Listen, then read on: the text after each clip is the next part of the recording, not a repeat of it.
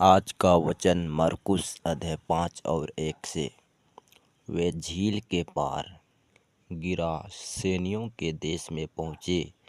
जब वह नाव पर से उतरा तो तुरंत एक मनुष्य जिसमें अशुद्ध आत्मा थी कब्रों से निकलकर उससे मिला। वह कब्रों में रहा करता था और कोई उसे सांकलों से भी न बांध सकता था, क्योंकि वह बार बार बेड़ियों और सांकलों से बांधा गया था। पर उसने सांकलों को तोड़ दिया और बेड़ियों के टुकड़े टुकड़े कर दिए थे, और कोई उसे वश में नहीं कर सकता था। वह लगातार रात दिन कब्रों और पहाड़ों में चिल्लाता और अपने को पत्थरों से घायल करता था।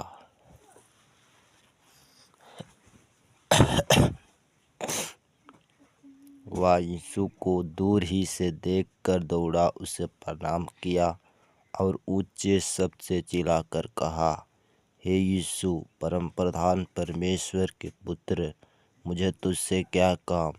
मैं तुझे परमेश्वर की शपथ देता हूँ कि मुझे पीड़ा ना दे। क्योंकि उसने उससे कहा था, हे अशुद्ध आत्मा, इस मनुष्य में से निकल आ। उसने उससे पूछा, तेरा नाम क्या है? उसने उससे कहा, मेरा नाम सेना है, क्योंकि हम बहुत हैं। और उसने उससे बहुत विनती की, हमें इस देश से बाहर ना भेज। वहाँ पहाड़ पर सुअरों का एक बड़ा झुंड चर रहा था। उन्होंने उससे विनती करके कहा, हमें उन सुअरों में भेज दे कि हम उनके भीतर जाएं।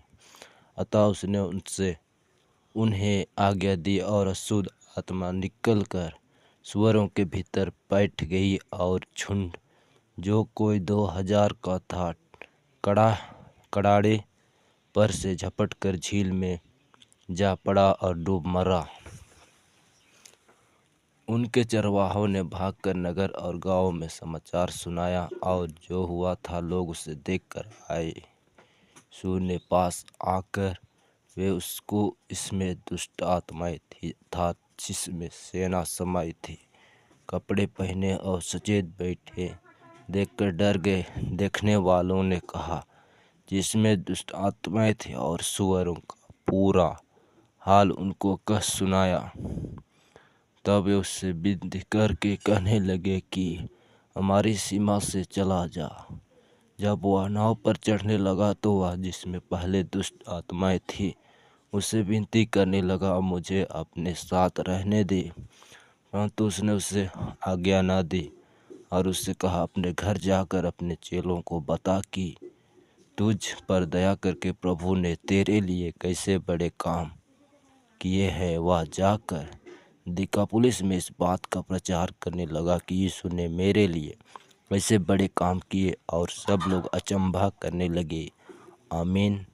परमेश्वर अपने जीवित वचन से सुनने वाले हर एक भाई बहनों को आशीष करे। सभी को जय मसीह की।